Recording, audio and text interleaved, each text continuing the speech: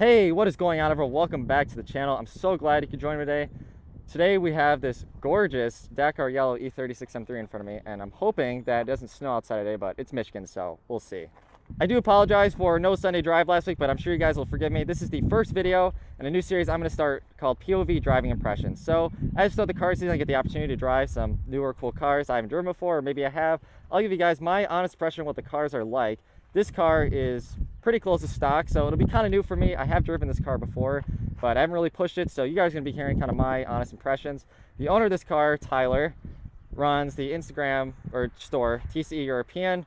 They sell various BMW parts, memorabilia. Make sure to check them out. It's really cool. This car is going to be listed on Bring a Trailer in the coming weeks or month. When that does get listed, I'll make sure to put it in the description below. I might do something in the comment section so you guys can check that out. See this car get listed for sale. But kind of doing a quick little look around in here. I mean, this thing it's pretty nice. You got Vaders, which is always a nice little touch. Don't got Vaders in mine. But with all the pleasantries out of the way, let's go ahead and hop in the car and give you my honest driving impressions.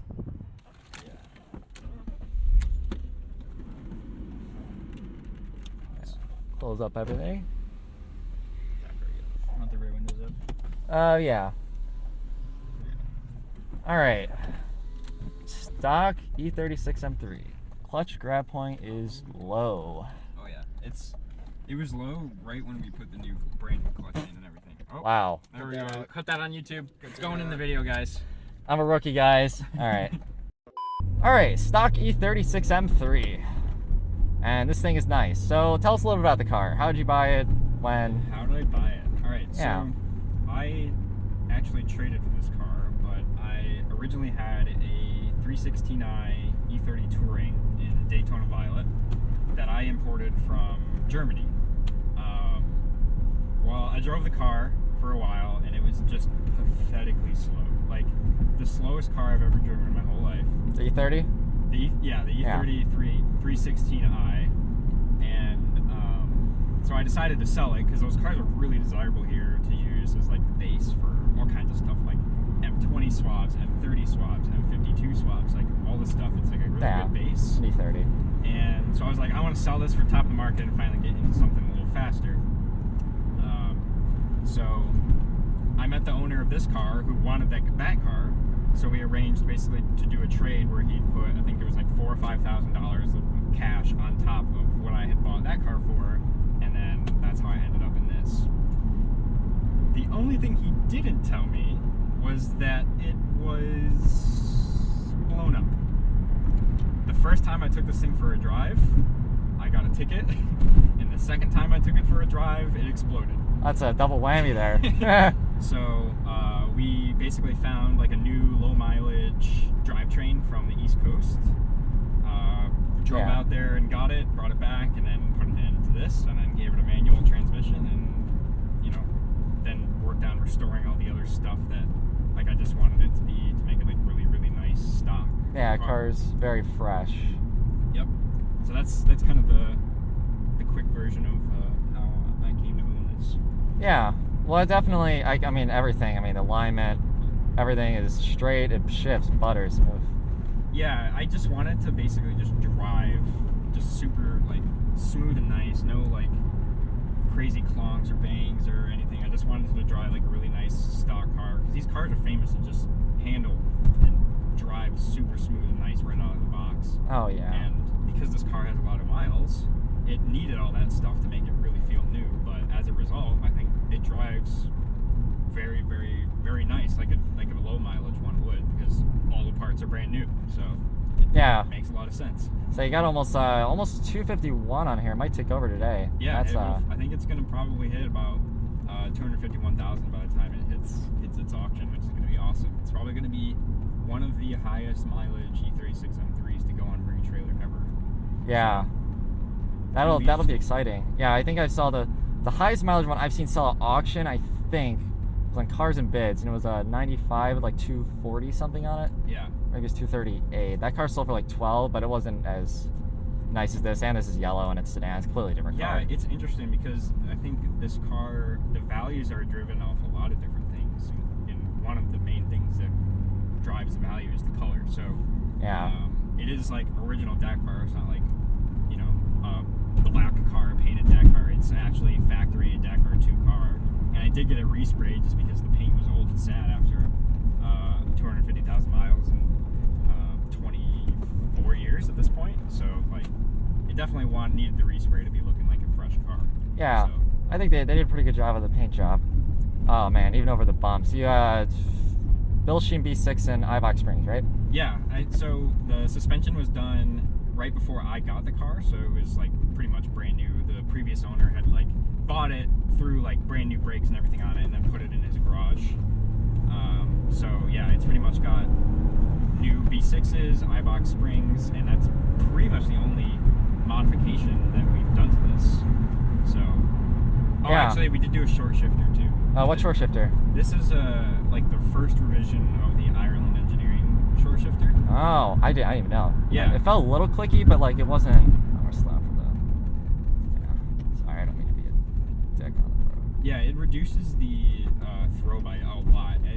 I don't know if you have a short shifter in yours. I have a dying short throw. Okay, so that. But I know that what probably stock feels like. awesome. It feels very similar, actually. Interesting. Okay.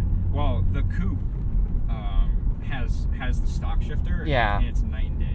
Night and day. Oh yeah, absolutely. Especially if you did the shifter bushing and everything too. I bet that made a huge difference. Yeah, I actually did a custom bushing for the part of the shift linkage that goes to the transmission on the top.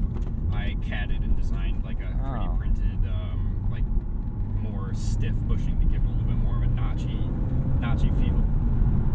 Yeah, no, that's what I noticed initially too, because the stock shifter on these, I have felt them before, it's very rubbery. Yeah, very rubbery and I just really wanted to focus, number one, on all the things that you touch and feel and use when you drive the car. And I just wanted those things to be really, really nice, because that's what you use when you drive it. Yeah. So it really improves the experience quite a bit.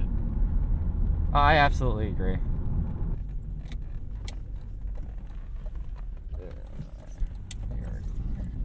Alright, let's go for a little rip.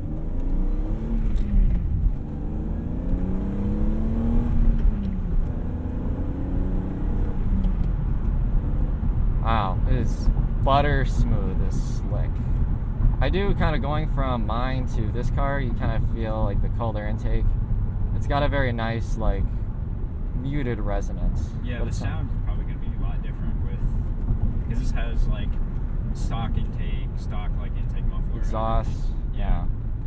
What's he doing? Yeah, let's not blow past all the bikers. Right, like hello again. Hi again. Yeah, but definitely this car is very. You can kind of hear like it's like the slightest resonance like the S52 intake growl, but it's like muted. I don't know. It's a very interesting sound.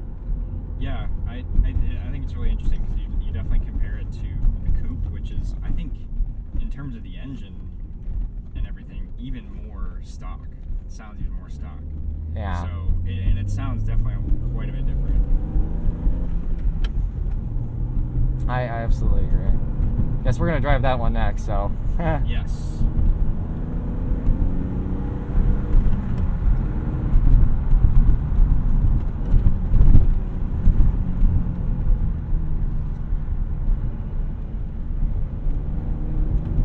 I see what you're saying. I can really see over here.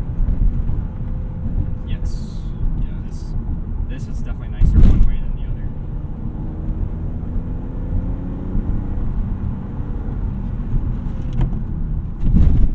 Brakes work.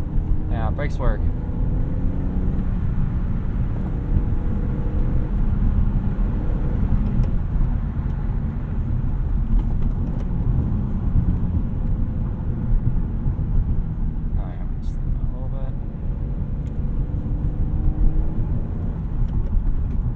Yeah, it's very predictable, but it kind of like, I have poly, right? It's like that edge. When you're stock, you don't get that.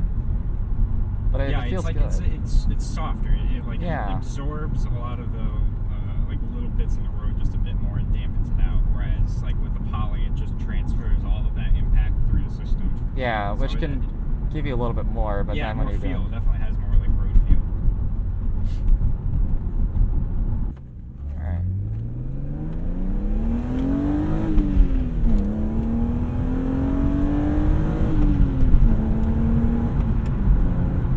oh man, that's a gorgeous sound. Yeah, once this thing gets up in there into the revs, nothing really beats it in my except for a V10 and a flat 6 and a couple other things, but Yeah. Well, we were gonna. yeah, that's really the only place where we can kind of give it a little bit of action. But Oh, it definitely is nice to kind of hear it wind up a little bit. That's good. right, yeah, Yeah. There are respectful ways to have fun on the road. yep. You have to make sure you're thinking about everyone that uses it, including all the bikers. Yeah, all the bikers. It is a biker day out. That's for sure. Yeah, it's a good day for biking. So That I agree. a lot of people will take their cars out here too. You'll probably see quite a few fun little cars ripping by. 4,000 is really the happy spot on this power band. Yeah, I think the torque comes in at about 3,000 or 4,000 and stays pretty much flat all the way up to the red line. So I mean, I know I own one, but like, it's just kind of fun. Yeah. Oh, you've built a very nice car here. thank you. Yeah. It definitely took a lot of money. So Oh well, yeah. Something going into this hobby, we kind of. yeah, it's kind of just what has to happen. But I think luckily for a lot of E36 owners, the cars have done tremendously well in the market. So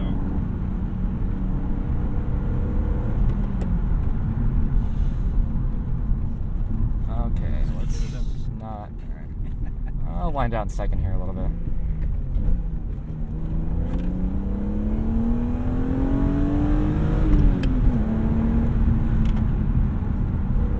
brakes are good.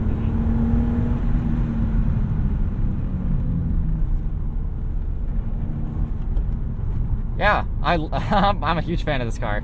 Yeah. That is. Okay, here we have some fun ones. Lotus. That would be a fun car to drive. Oh yeah, nice Lotus. All right, people are walking. So yeah, let's. But yeah, I think that this is like a pretty good representation of a relatively stock car. I think I'd be really curious to drive one that's like you can get by in a second. Oh. Drive one that's like bone stock and like maybe low miles even. Yeah, like get that really crisp feeling. Cause like even like the sound, I definitely want to mention the sound. So stock airbox and silencer are in place, but yep. You said the firewall and transitional insulation are not? Yeah, so when we put the manual transmission in this, the old one was just sagging and falling apart and rubbing, and we just decided that we wanted to get rid of it. And of course, you sacrifice a couple things with that. You let a little bit more sound from the transmission in, but a little bit more sound from the engine comes in as well, and then you also get a lot more heat from the transmission coming into the cabin. So those are some of the things that you give up when you get a little bit, more noise from the engine into the cabin. But we also got rid of like a really yeah, I mean it's better better than not have it than have a bad one. Yeah. Yeah, well, that's something interesting too with the sound. I think it's that firewall and trans insulation. That's what mine still has, and that's why it's quieter. Because I've been chasing that intake, the engine sound, and I thought it was the hood insulation, but that makes a lot more sense. Well, so I'm curious, we drive the white one next, if that has, that's got everything. if it's if it sounds more like mine does, which has a lot more of that stuff in place. Yep. With all that said, everyone, I hope you enjoyed this video. It was good to get like kind of quick look of a stock E36 M3. This car will be for sale on Bring a Trailer, so you can go over there, or maybe he'll put it in the description of his video. He's doing more of like a quick kind of, we will pass these bikers. Yep. But yeah, I am a fan. Let's do one more run.